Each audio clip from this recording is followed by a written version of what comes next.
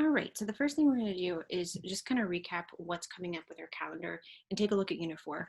Right now, I'm actually in the Assignments tab on Blackboard, and I haven't modified your test dates, so we'll talk about that a little bit as well, probably towards the end. But this week, we're going to be mostly finishing up Unit 4. Um, so in Unit 4, we've covered logical and informal fallacies and nothing else in that section. It's kind of our first intro. Then we're going to take a little bit of offshoot um, and talk about unit conversions and magnitude of numbers. However, what I'm going to do is modify, instead of this magnitude of numbers lab, I'm actually going to be taking that off, and we're going to be incorporating or talking about some of those examples today and then possibly a little bit on Thursday. So you won't have a formal lab to do. You'll actually just have WebAssign. So I'll modify the folder, but you're not going to have a third lab. You'll just have the informal fallacies, and then we will have one more lab, the apportionment lab, for a total of 2 in this unit. Um, However, what we're going to cover today with the unit conversions and magnitude of numbers, they go together really well, but they're actually in 2 different sections. One is in the appendix of our book, and then the other is in 1.5. So what we're going to do is take a look at 2 PowerPoints set up. We'll kind of pop between our PowerPoint and then also Desmos and Wolfram Alpha to do what we need to do today. So in terms of finishing up the course, we have this week and then we have next week. We'll talk a little more calendar stuff at the end, but depending on our pacing, likely we'll finish up most of the content this week with a little bit left on next Monday. But for sure, by the end of next Monday, we will be finished up with new content. And then keep in mind, kind of like the midterm, the final exam is an optional retake of either Unit 3 or Unit 4. So just be thinking about that. We'll talk about the pacing again a little bit at the end, make sure everybody knows what we're looking at. All right, guys, so let's go ahead and I'm going to click out of the share and share my iPad screen.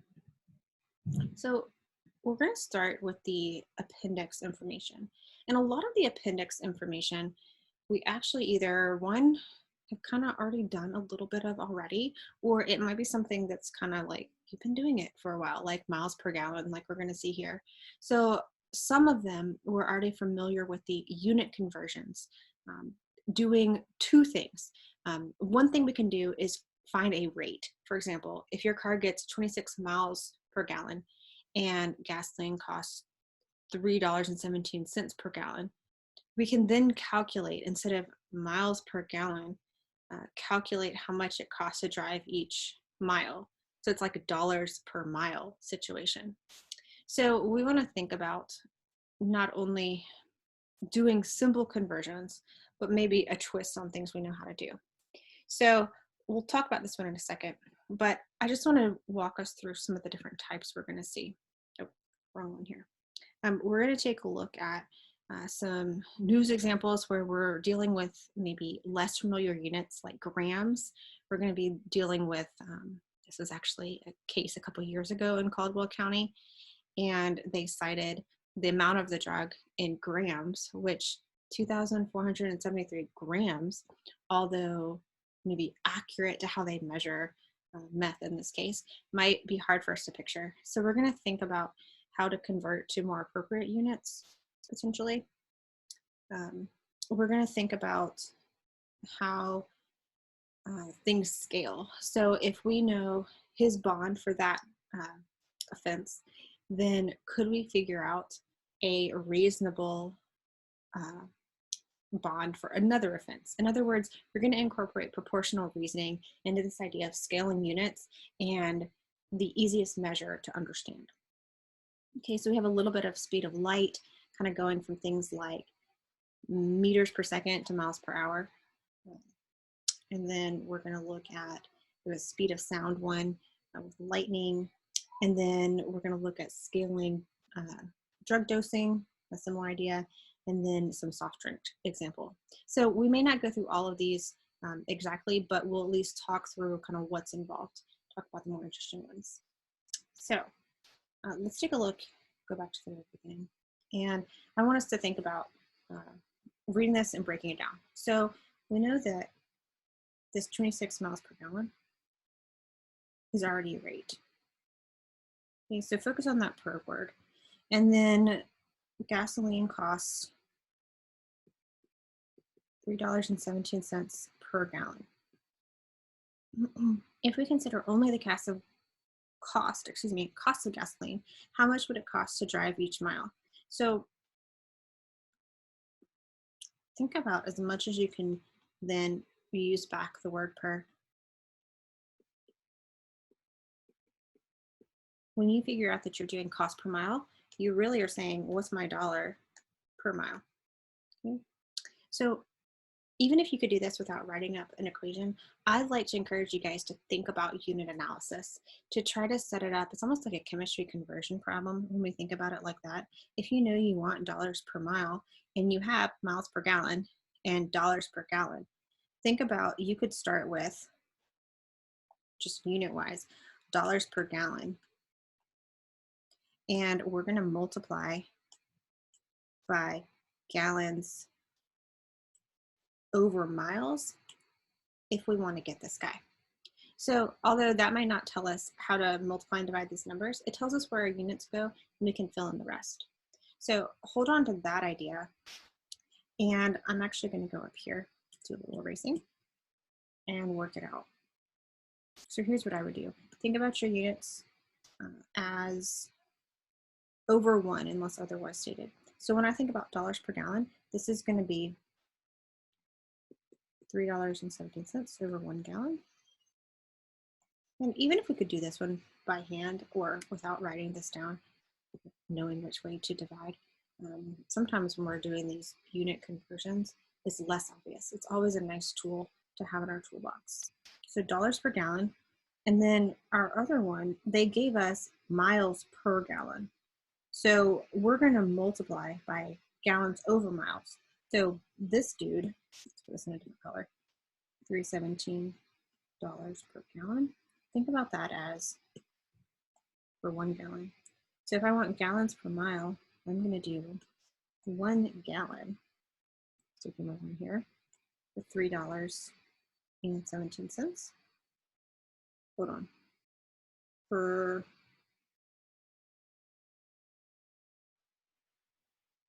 Oh, sorry guys. I just did that one. Sorry. I need to back up. So I realized I just did this part, right? And then we actually haven't used the 26. Sorry guys. So I did the $3.17 per gallon and I was getting ready to write this, right? And maybe for those of you watching, you can see like why I paused, because I'm like, oh, my gallons are going to cancel. My dollars are going to cancel.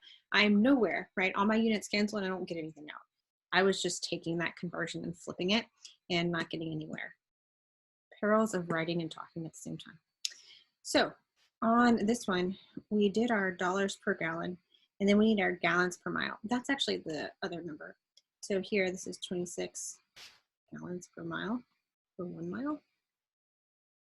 And notice for, oh, y'all, I'm messing this all up today. Let's actually do this.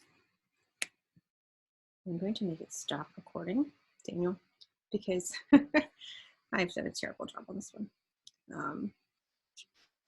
Stop. Make it stop. Okay. I'm going to stop the video and start this one over. Daniel, not so much for your benefit, but because I messed this up. And you can suffer through hearing that again. Put things in the wrong place today. Saying things and listening to my little one talk in the background. It's distracting. Okay. All right, so let's take a look at redoing this one. What we are going to do, let's see, oh, we are recording, good, is break down this particular problem, which has a lot of familiar things by a unit analysis. So the first thing I noticed when I read this is that we have miles per gallon. Right? So we're gonna think about this.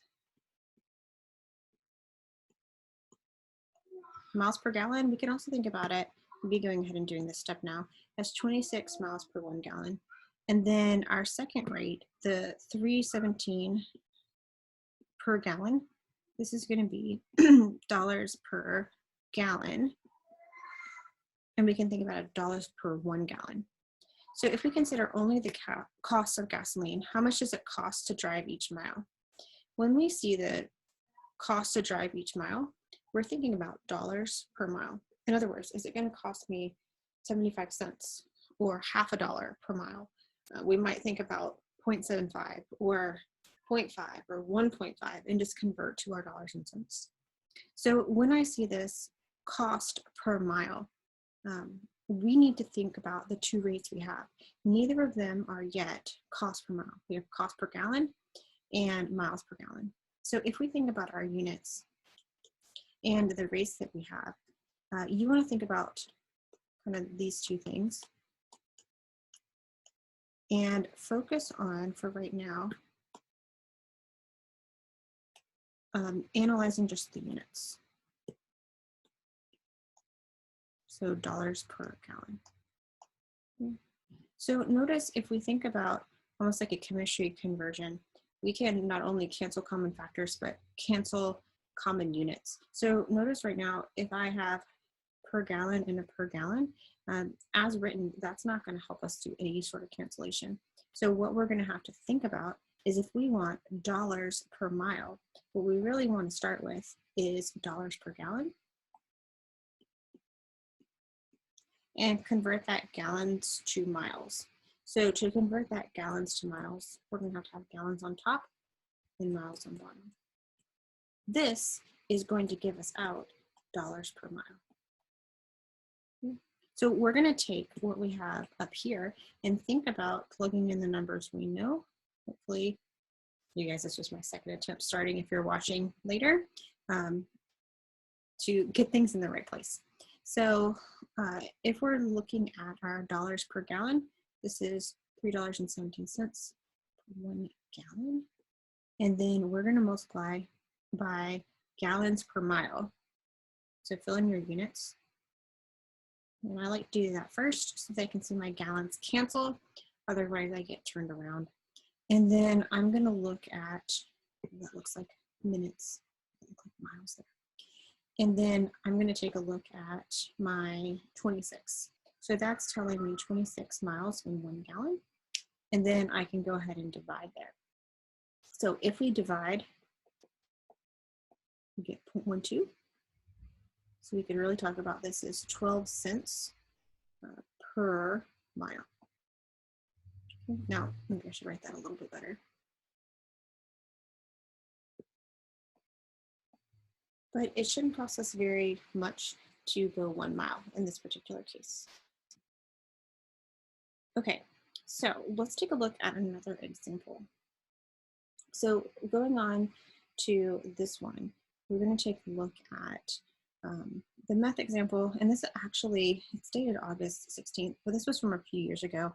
The Caldwell County Sheriff's Department arrested a Hudson man and seized a rather large, presumably, to make it into the newspaper, amount of crystal meth. And they estimated the street value was $370,800. So think about this as telling us two things, that it's almost like a rate. So many dollars per so many grams, or so many grams per so many dollars. It's telling us a ratio, and we can use that ratio to scale up or scale down. If we're thinking about 1 gram, right, you may know, okay, well, let's go ahead and divide and know the way to divide, but think about those unit conversions. So what I want to challenge you to think about is if you know, let's say we could think about it.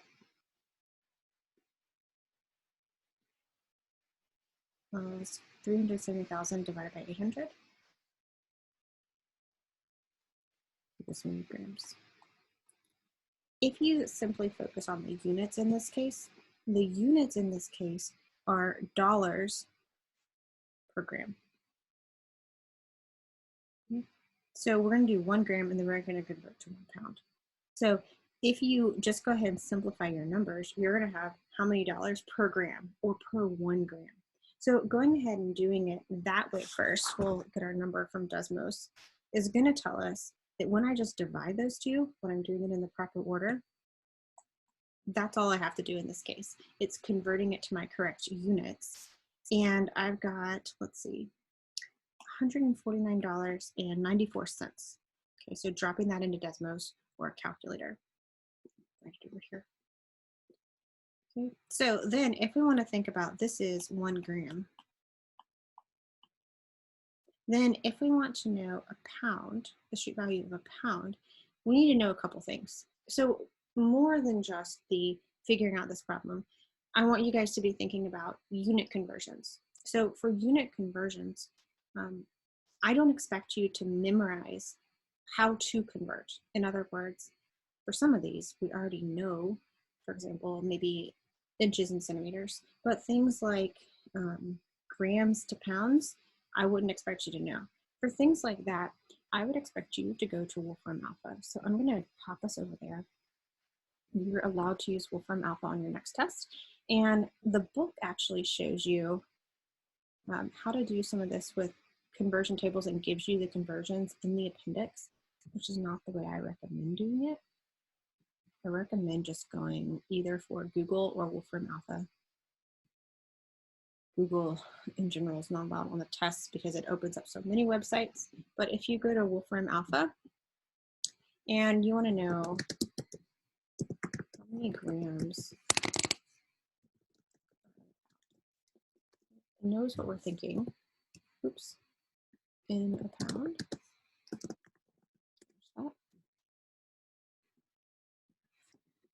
Okay, it tells us there are 453.6 grams in 1 pound.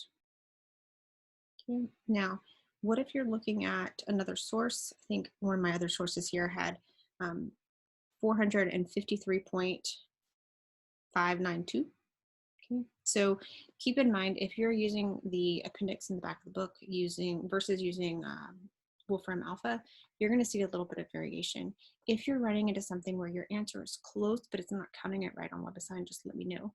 And that is not an issue. But what we need to do is take our price per gram and scale that up. So I'm going to stop this share and go ahead and start this one. Because what I want to show you again is the conversion. We want to think about this is really an amount per 1 gram. And then what we know, and I'm going to use the one that the back of the book gave me just for simplicity here, because I already have these numbers worked out. But they said that 1 pound is 453.592, whereas Wolfram Alpha was telling us 0.6. So notice dimensional analysis, that's going to give us dollars per pound. And notice we're scaling that $150 up over 400 times. So when we actually run those numbers, we're going to get something that's quite big. Okay, so running those numbers, popping into Desmos, we're going to get 68,000, a little over 68,000, $11.58. And keep in mind, we would want to know, like if we were comparing current street value, we might want to know things like how long ago was this article written? How are they doing their estimates? That might be different now. So any questions on this one?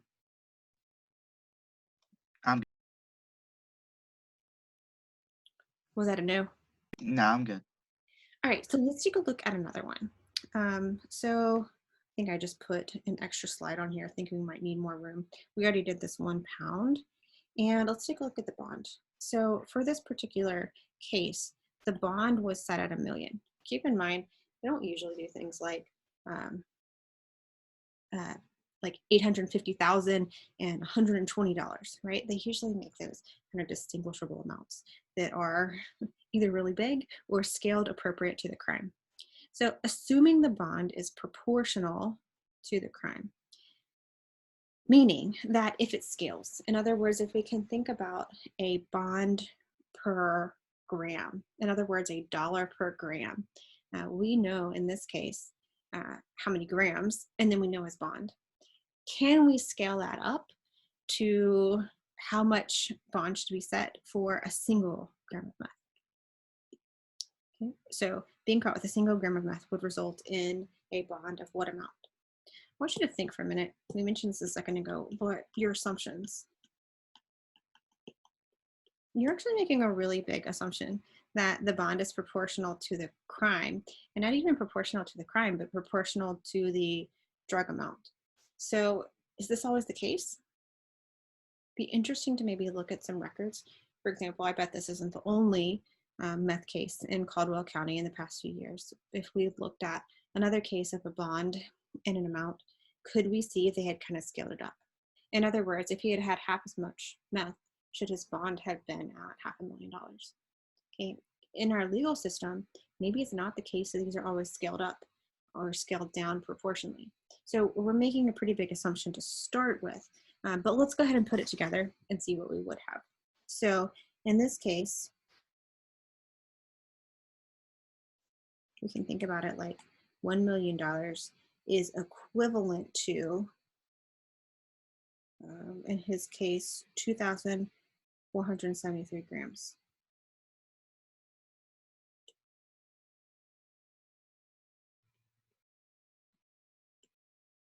Now, why am I writing like this?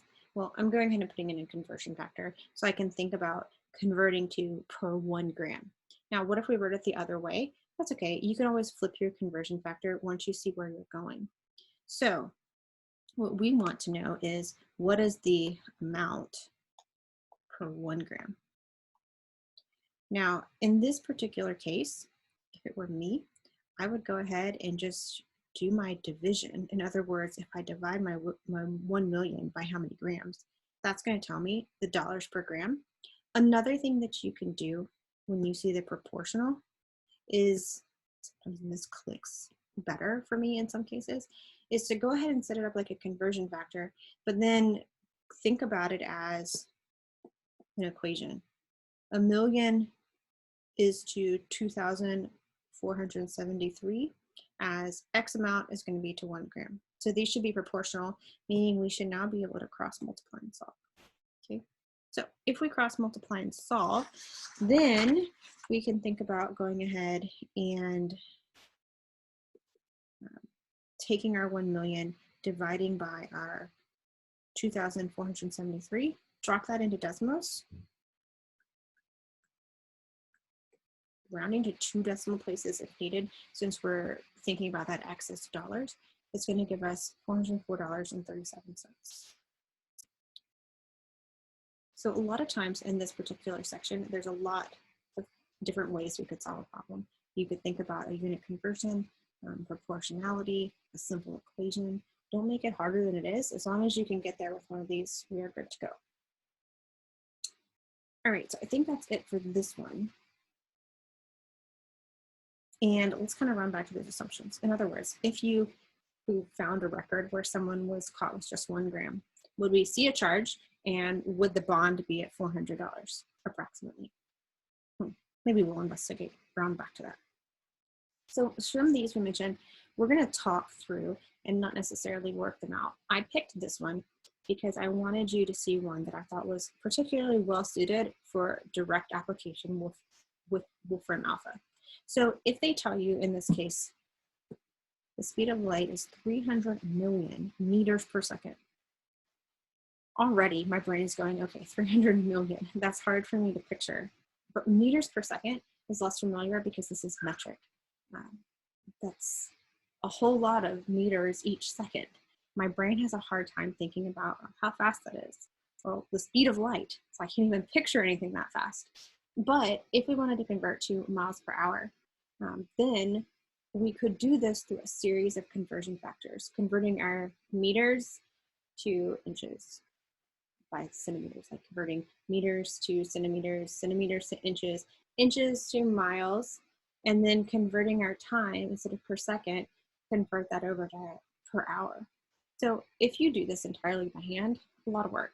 Let's pop over to Wolfram Alpha and see what it says if we just ask it these questions. So again, you just want to know where to get the information. And I really like to use just Google Converter. I'm just typing into Google, and a lot of times it'll give you those converter boxes where you can scale up or down. It's my favorite over Wolfram Alpha. But let's just see what Wolfram Alpha knows about speed of light. Because you're going to have some speed of light, you're going to have some gas mileage type problems. Speed of sound is another one. So notice what they have. They have scientific notation. So notice this is close to 3, and then times 10 to the 8th. We're going to talk about exponents and millions in a little bit, but millions is 10 to the 6th. So this is 10 to the 6th, and then 10 to the 2 as well. So we're going to kind of come back to that and see. This is really the same thing as 300 million meters. We'll round back to that. But what I want you to write down for this is just write down 3 times 10 to the 8th, come back. But what I want you to focus on is miles per hour, right? Notice that they go ahead and give it to you. They go ahead and give you the miles per hour conversion. But again, here, we're going to write this one down and come back to it. So 6.706 times 10 to the 8th.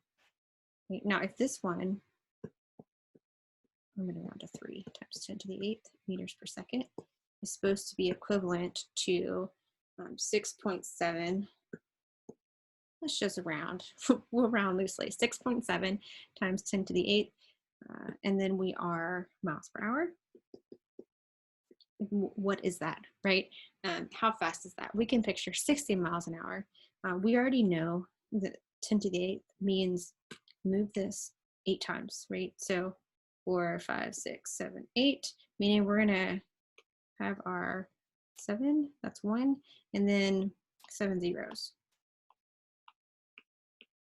Right, so like that may not be particularly better, right? We don't have scientific notation, but even trying to understand how fast that is, we might want to compare it to the speed of a car.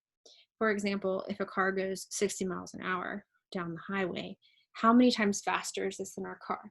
Those are what we're going to get into in our next section with magnitude of numbers. So just being able to make a conversion is helpful and necessary, but being able to interpret that conversion or to put it into everyday language, and not even everyday language, but make everyday comparisons to help your audience understand the size of the number is going to be important to us. In other words, I don't know that I fully understand 670 million miles per hour. That just sounds impossibly fast. So we're going to go on to, we're actually going to skip the next 2 on our slide. I'll just kind of walk you through how they're similar and talk about what you should expect to see. So for these types, the speed of sound, this is going to be similar to our speed of light. Here, they give us a rate. Speed of sound in air on a stormy day is 1,130 feet per second. Notice this is at miles per hour, and that's the first conversion you would want to do.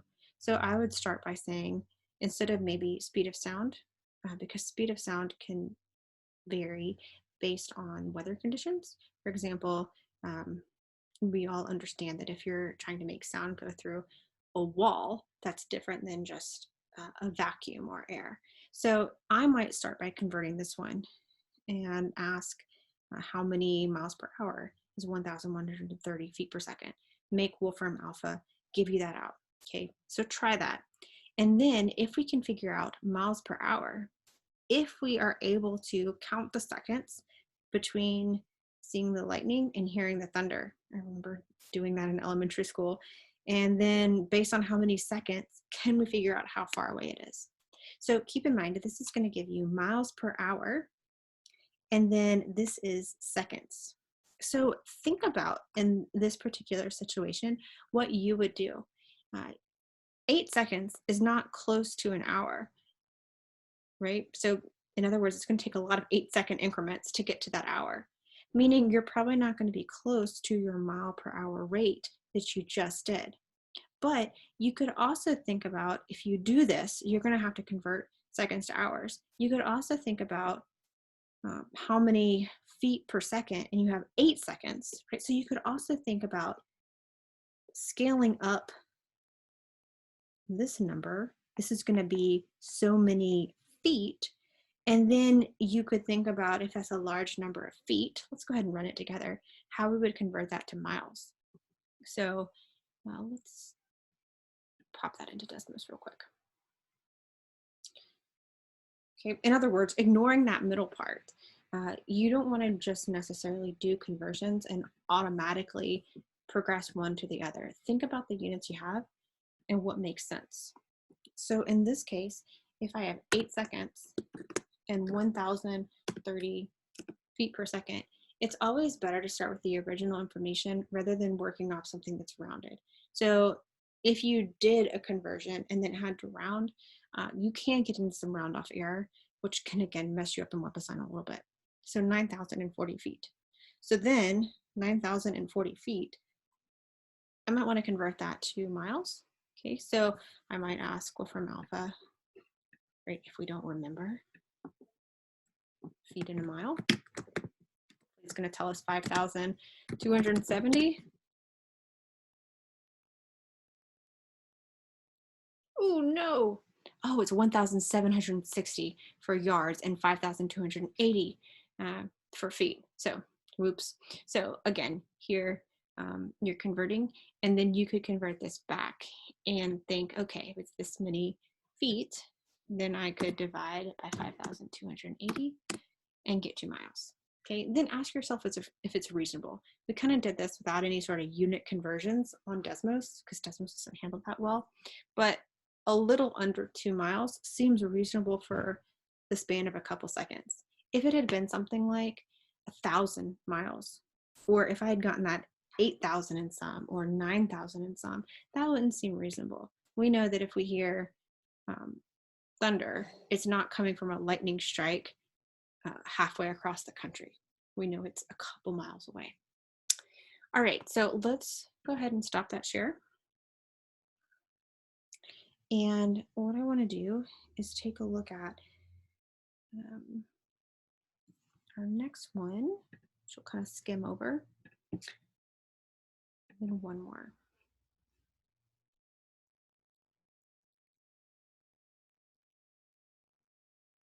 Okay, so this one is very similar to the drug arrest one. It's kind of a dosing or scaling up. So if we're thinking about the dosing of a particular drug, for example, if you go in and get an antibiotic, the doctor is going to use maybe how old you are as part of it, if there's age recommendations, but also your weight. Because if you give the same amount of a drug to two people, maybe someone who's really light versus someone who's really heavy, it's not going to act proportionally the same. In other words, you're going to have different concentrations. So if we have a specific dosing, 4 milligrams per kilogram, think about this as 4 milligrams per 1 kilogram. We can figure out the dose for someone who weighs 135 pounds. Not only do we need to convert from pounds to kilograms, but then we need to scale up according to this. So what we really want to do is think about kilograms per pound conversion factor, and then multiply by whatever we have by 4. So we might even find that 1 kilogram is 2.2 pounds, right? You might do some Googling or Wolfram Alpha and then scale up. Or depending on how you're doing it, they might give it the other way around. You might have your 1 with the pounds and then what fraction of a kilogram. Do a little bit of research with, or a little bit of trying Wolfram Alpha. Again, this is kind of a situation where if you do the other conversion factor, you're just going to get some round off errors. And why would I do this one? Because it's the one I remember.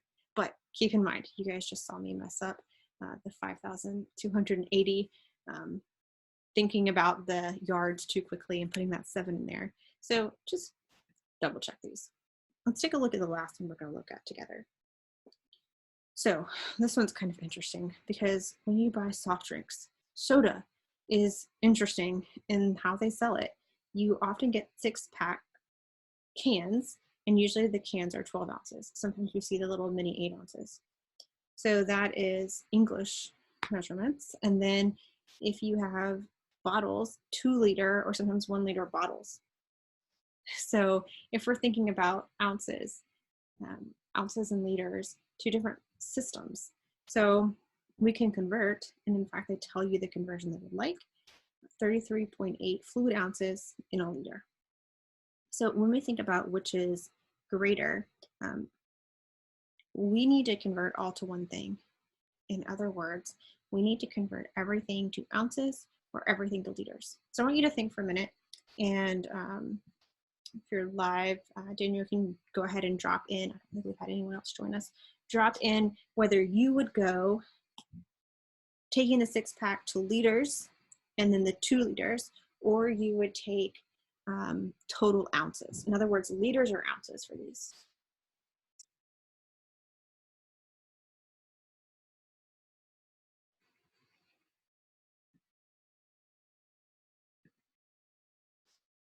I'm not seeing anything in the chat box. Maybe not be working here, but we have to decide one way, and there's not necessarily a right or a wrong. The way I would think about it is if I convert liters to ounces, I'm going to have 2 liters, but a lot of ounces. In fact, I'm going to multiply that 33.8 by 2, and that's going to be my ounces. Then, let's go ahead and do that. So if I do that 33.8 divided by 2,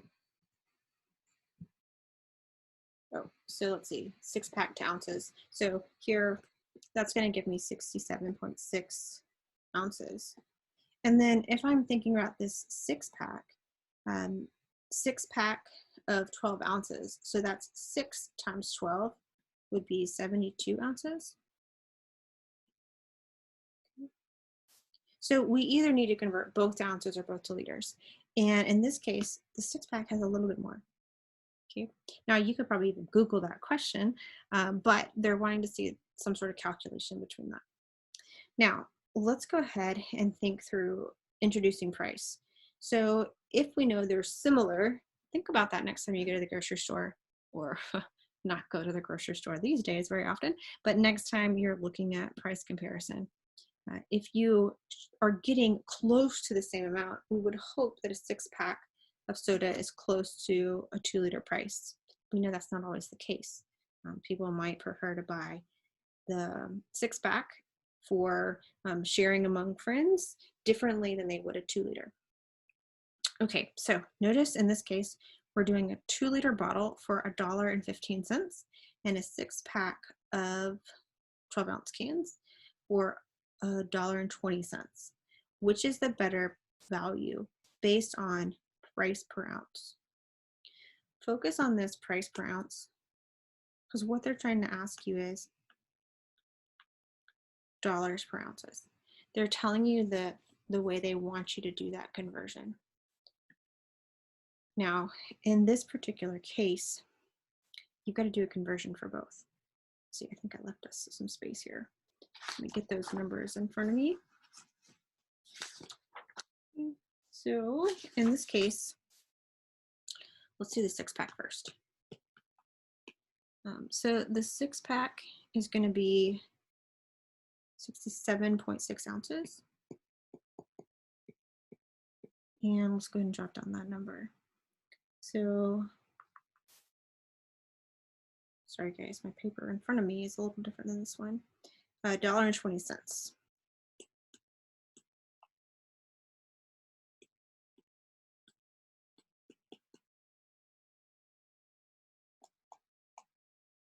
Okay, so our 2-liter, oh, sorry guys, I am mixing those up when I'm writing them down. The 6-pack should be 72 ounces. And the 2-liter should be 67.6. And the 2-liter is our $1.15. Okay, so that's the first thing you could mess up, just mixing those up. And then in terms of this one, focus on the words that they are giving you, because it's a lot of times when we read these ones, the first question is, do we divide the dollars by ounces or the ounces by dollars? If you have this where it's price per ounce, dollars per ounce, then we can figure out, well, one way to do it is to set it up like this. $1.15 divided by your number of ounces. Now, keep in mind, when we divide $1.20 by 72, we're going to get a small number, but that's going to be dollars per ounce. And hopefully it's going to be pennies per ounce. So let's go ahead and run those through. So I'm just going to drop these into Desmos and give you guys time to do the same thing. So 1.12 divided by 72. I'm getting 0.016 repeating. So just go 4 decimal places. And then 115 to 67.6. So 0.0170. So which one is cheaper? Less dollars per ounce. This one, but really only by a little bit. If you round to 3 decimal places, they are pretty much identical. So this is kind of interesting. These ones are scaled so that the value is similar, but that's not oftentimes the case. So questions here. I don't have any. Okay, so let me go ahead and we are going to talk quickly about magnitude of numbers because I'm going to release that homework.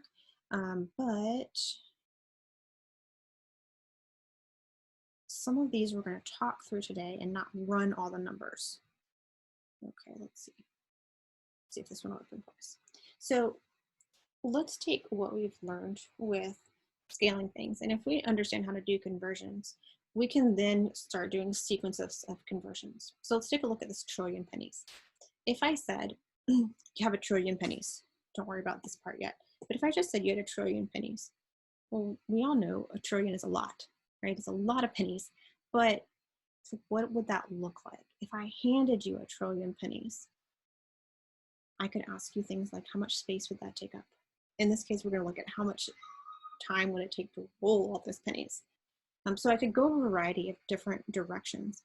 But the big idea is I'm going to ask you to picture either a really large or a really small number, and then think about how to explain how big that number is to someone else. So the way we're going to try to do it with this one is to introduce time. So if we assume there's 50 pennies in a roll, if we went to the bank and got a roll of pennies, I don't know that people do that often these days. And on average, it takes about 90 seconds to count out and roll 50 pennies. So counting them out, putting them in the paper, twisting it off, and getting the roll. Assuming that you work nonstop, around the clock, you're not sleeping, you're not eating, you're not doing anything, how long would it take you to roll 1 trillion pennies? So the idea behind this one is if you can understand how long that takes, then you might understand the magnitude of a trillion pennies a little better. Right now, my prediction, it's going to take a long time, right? How long and figuring out how to express that is a different matter. So we're going to hold on to this one, okay? I want you to just star it, and we're going to return to this one on the beginning of the recording on Wednesday. In other words, we know it's going to be a lot, right? But could we compare it to something that helps us make sense of it? Now, you can have conversions and comparisons that make things worse or better. Depends on the situation. We always want to go for making it better. So see if this one, you can figure out how long it would take you and see if you can make that understandable to someone else. So you guys will see mine on Wednesday. But let's take a look at this next question. If we were sitting together in the Alex Center, I would ask you guys this question. And I would ask you, if we talk about dollar bills, like single dollars, not $100 bills, but single dollars, how many dollar bills could fit in the classroom? In other words, if I stacked our room as full of money as I could, how much would it be worth? And I would ask you guys to give me some guesses. And we might do some things like measure the classroom. What I want you to think about with this question is, when I ask how many dollar bills could fit in the classroom, we need to start thinking about the things you're going to need. Well, our classroom takes up space, or did take up space when we were there. Dollar bills take up space, but there's going to be a lot of dollar bills to fit in the classroom. Just think about just a single layer. If I laid dollar bills all along the floor, that's only a single layer, and that's going to be a good bit of money. I'd take it, right? But then we could stack, right? If I stacked them, now I'm creating volume, right? Not just area. And in this case, I might want to know things like, what are the dimensions of a dollar bill? Length, width, but then if I'm going to stack them, I also need thickness, that paper stacking idea. And is this going to be hundreds? Probably not hundreds, right? Is it going to be thousands? Is it going to be millions? Is it going to be trillions? Are we going to be able to pay everybody's taxes in the county with this money? Probably not, right? Are we going to be able to afford a car with this money if I put dollar bills in the classroom, as many as can go? Like, how much money are we talking about? So let's actually project some numbers. So we're not in the classroom. We can't measure. But let's think about maybe a reasonable classroom size. So if you're thinking about like a small bedroom might be like 10 by 8 feet. That's not too large. Let's think about maybe a 20-foot room. Let's see, I don't know if I put actual dimensions in the slides when you guys see it later. I cannot remember. Let's see. No, I don't. If I did, I'll change it. But let's say we have 20 feet or 24 feet. This is a rectangular classroom. And then let's assume that we have 9-foot ceilings. I think in the Alex Center we have industrial. Let's make that bigger. Let's assume we have 10-foot ceilings. So we're not there. We don't know how accurate that is. I think they're a good bit higher than that. But this seems like a reasonable classroom size, 20 by 24 by 10 feet. What I want you to do is 2 things in prep for Wednesday. I want you to, without running any numbers, give me an estimate. Like, do you think it's going to be $1 million bills, $2 million bills, $1 trillion? And then I want you to try to run the numbers.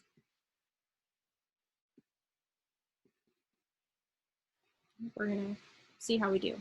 Okay, but I want to give you a chance to try to collect the information and have a go at it. Right? Because what we can see is we're already getting into some unit conversions. Like that when you Google a dollar bill, it's going to give you dimensions in inches. It might even give you some millimeters for thickness. You're going to have to think about inches, like other dynamics. What are our assumptions? And then go from there. So do that. And then just kind of building on this idea of large numbers. If we think about the Milky Way galaxy, you do a quick Google, you'll find that there's more than 100 billion stars. And when we hear that 100 billion, it's hard to compare it. Like 100 billion, well, that's more than 1 billion, more than 1 million, but how much more? Right? What is the size comparison to 1 million or 100 million or a trillion? Like, how do these really large numbers scale, and what are they going to look like? It's almost the fact of it's too big to compare. So, oh, it cut my slide off. What did it say? Sorry, guys, let me see what that one said. Okay, so this one should have said, consider the number of galaxies in the universe is supposed to be over 100 billion. So there's 100 billion in the Milky Way, and then there is over 100 billion galaxies. So in this case, if you do 100 billion galaxies with 100 billion stars, it comes out to be, sorry, I'll see if I can make this better. It comes out to be, this doesn't even capture all the zeros here. It comes out to be 10 to the 22 stars in all of those galaxies. So I'll see if I can fix that slide. I'm not sure why it cut us off there. But if you're trying to understand 10 to the 22, or the number of stars in all the galaxies, 10 to the 22 is huge. And in fact, what I'm going to do is put it over on the slideshow so you guys can see the slide, see what it should have looked like when I imported it here. Looks like this. Here's 10 to the 22 right now.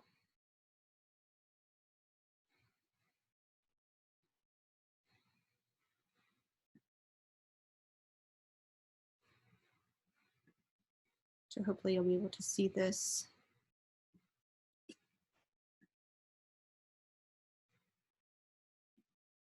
Let me try that again. There we go. That should share the PowerPoint. So you had the 100 billion stars. And if you had 100 billion galaxies, each with 100 billion stars, you would have 10 to the 22nd stars, all of those zeros.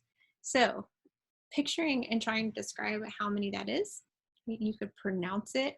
I have it down here on the notes a couple different ways. You could say 10 billion trillion.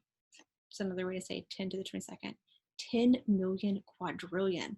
So we have millions, billions, trillions, quadrillions. 10,000 billion billion. Or if we want to describe 10 to the 22nd, you could say 10 sextillion stars. But what we want to do is see if we can make that better for someone to understand. And if we made a comparison, this one is kind of cool. So you're thinking about the number of stars in all of the galaxies with this estimation, 10 to the 22nd, to sand in the seashores. Here, if we ran some quick numbers, you actually run those numbers for you, tell you how we're getting to them. If we assume a couple of things, that we have to assume, if we're thinking about the total Earth, that all of the Earth is not beach, right? We're not covered in sand. So if we assumed that we had about the assumption here, and I'll put these in the notes for you guys to see, 360,000 kilometers of beach length. And each beach length is about 50 meters wide and 4 meters deep, meaning you don't just have the sand on the surface, you have sand that you can dig in. And so we will look at a single grain of sand. A single grain of sand is really small, doesn't take up much volume. And in fact, for volume, that would be a tiny number. It's actually 10 to the negative 12.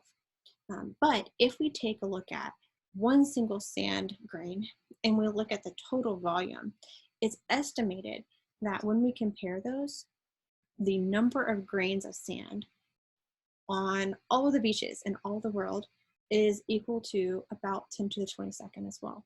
They're on the same order of magnitude. So when we're talking about how many stars in all of the galaxies, that's as many grains of sand on all of the seashores on Earth. And that many stars, and it's going down. So pretty cool, right? That might help someone understand there's not just a bunch of stars. There's more stars than we can probably comprehend. So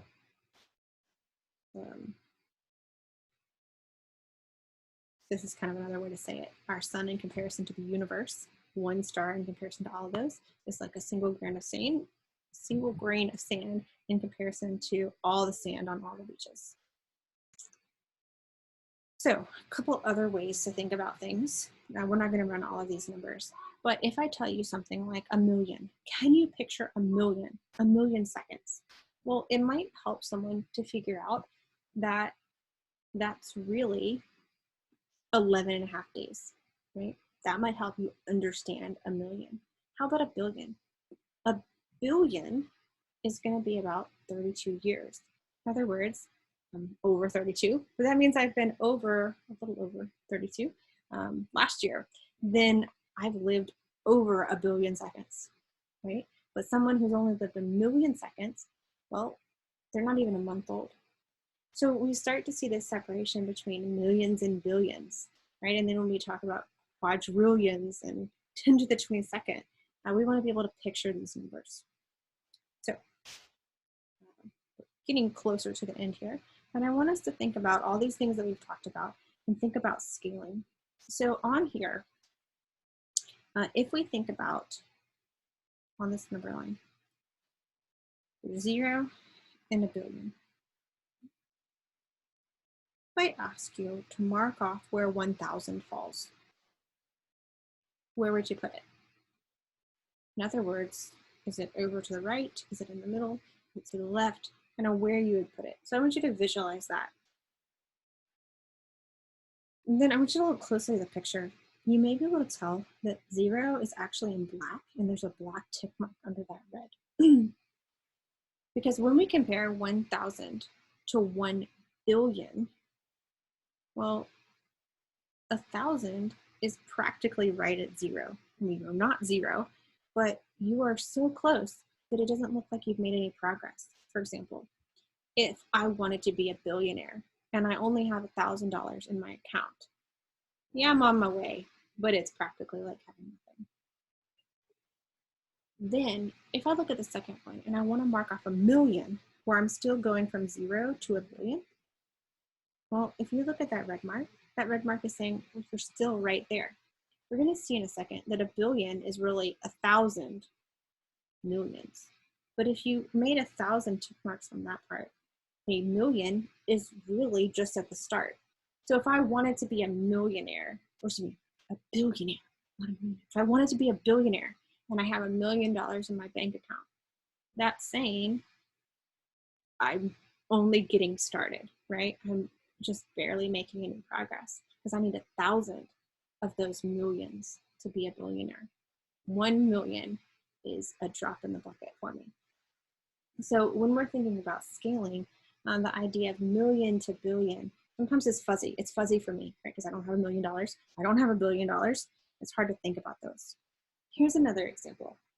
If we think about the House of Representatives, 435 members, think about Senate at 100, 435, that number fluctuates, and fluctuates between the states. But if we estimated a few years ago, this would be closer to accurate, 315 million people. That means if we take that 315 million and think about the 435 members, each representative has about 700,000 constituents, meaning 700,000 people they represent.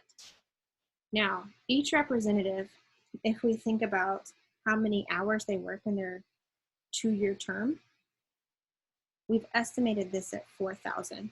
So if we think about a 40-hour work week, this would be, if we think about, let's see, 40 hours, and then this is like 100 weeks, right? So that's a couple weeks of vacation, about 50 weeks a year working full time. So if they have 4,000 working hours, and you divided that 4,000 working hours by the 700,000 constituents for each one, they're dividing that time among a lot of people. It means that each representative could devote 20 seconds per each person in their 2-year term. Meaning if everybody had something to say to the representative, it's going to overwhelm them. Right now, thinking about that, that may help us understand the demands on their time differently. It may help us understand kind of that proportionality and the size of all of these numbers. Okay? Now, we always want to ask ourselves, did it help? Did it not help? And think about, could we make a better comparison? Oh, and this one didn't turn out very well either, guys, on the slide. Let me stop this one. I'm still figuring out when I put in these PowerPoints why some of my figures don't show very well. Let me go ahead and share the PowerPoint.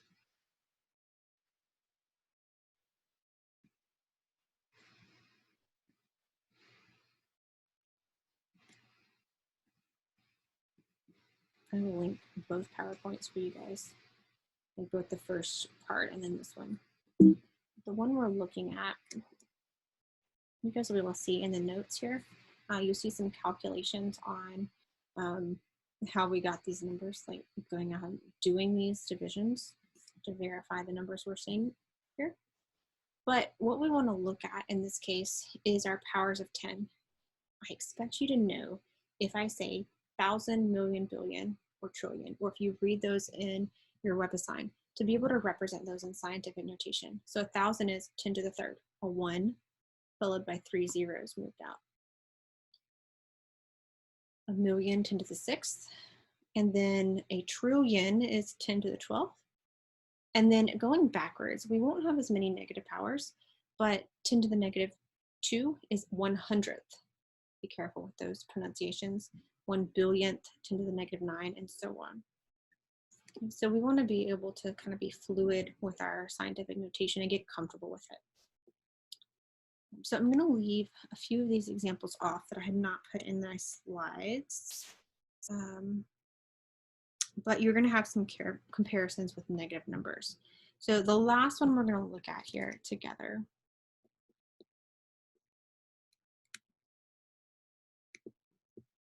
is kind of comparing volume and area. And I think in this case, it's going to work for me to switch back over.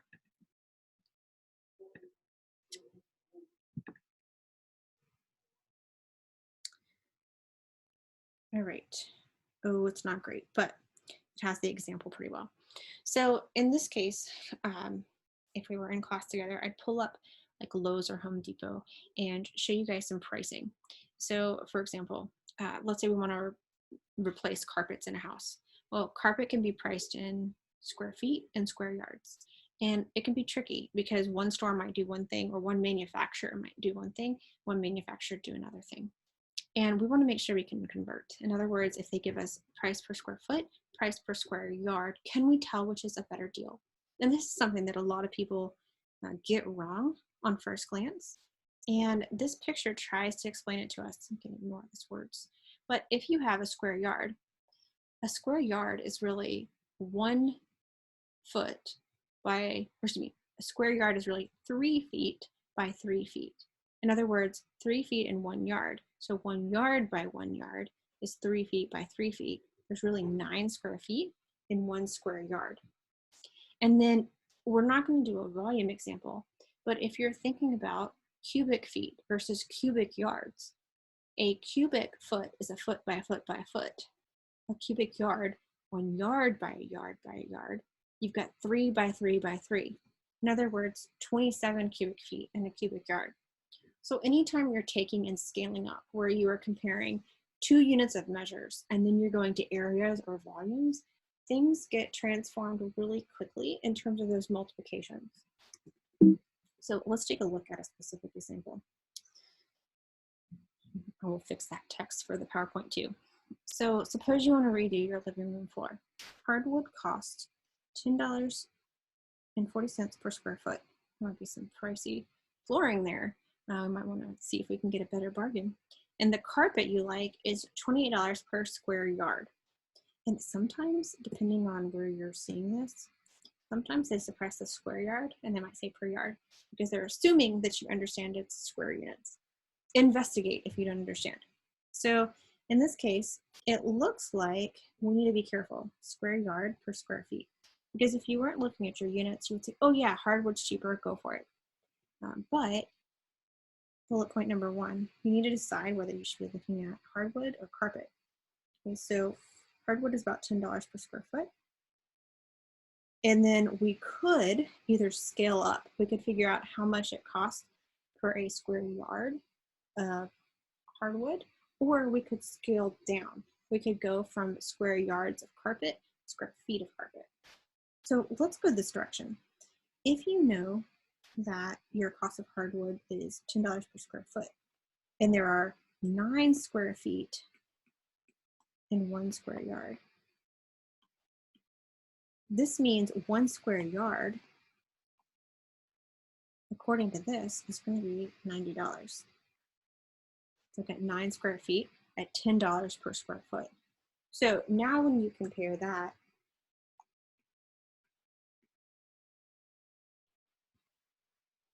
I should be a little more careful with my notation. I could say 1 square yard is $90, or I kind of like this better, $90 per square yard. In comparison, oops, sorry guys.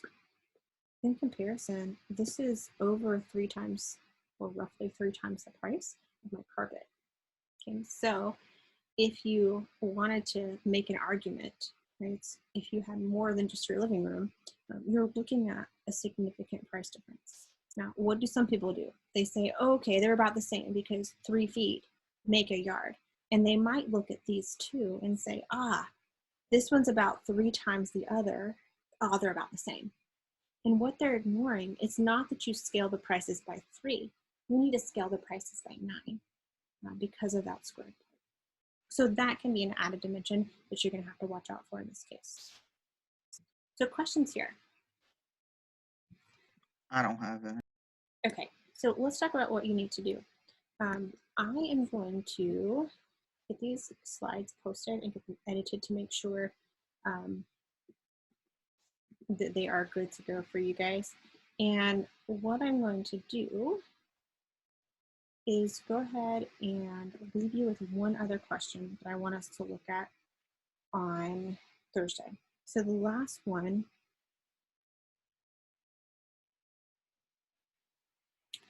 is having to do with another dollar figure. And then we'll talk about making a quick bullet point of what we need to do.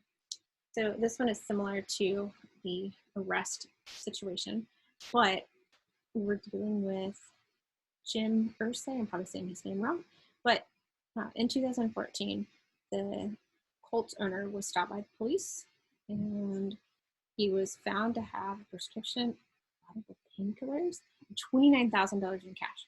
Right, so when we hear that $29,000 in cash, whoa, like $29,000 of cash is not what I carry around, not what you guys probably carry around. That sounds a little bit suspicious. Like, why do they have $29,000 in cash? But if we're also comparing to his net worth, this dude is worth $1.5 million. Sorry, $1.5 billion. It's like million there. $1.5 billion. So if this guy is a billionaire, and we're looking at the question, is that a lot of cash to discover? I want you to think through the different ways to argue this. I mean, on the surface, yeah, $29,000 is a lot of cash, but I want you to think through proportional reasoning. If you were stopped, like, proportionally, how much would that be for your net worth? So I want you to think about how you would explain this, because part of this is, not just your answer, right? You're not even having to do a calculation here.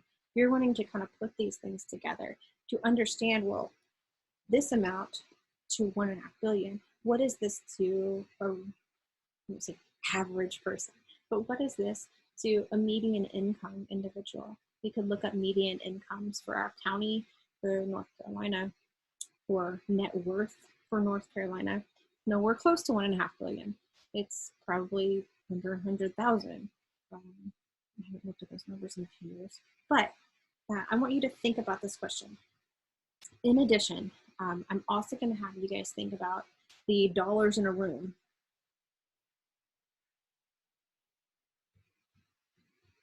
So look at those dimensions that we had together. I want you to estimate the dollars in a room. I think there was one more that we were looking at. Let me go back here. Estimate and then try to run those numbers. And then I also want you to go back to the 1 trillion pennies. How long would it take you? I want you to calculate the time, and I'm going to leave it up to you, the time frame. Think about minutes, seconds, hours, years, lifetimes, whatever seems reasonable to represent that. We'll talk about those ones on Thursday. And then on Thursday, we'll also talk about apportionment. Oh, I said Thursday, sorry, Wednesday. We'll talk about these ones and then apportionment.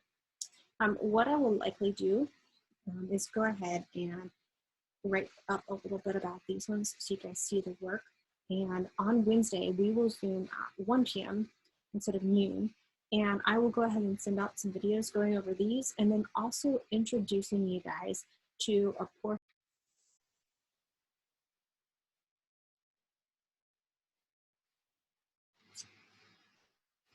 Hold on, I think.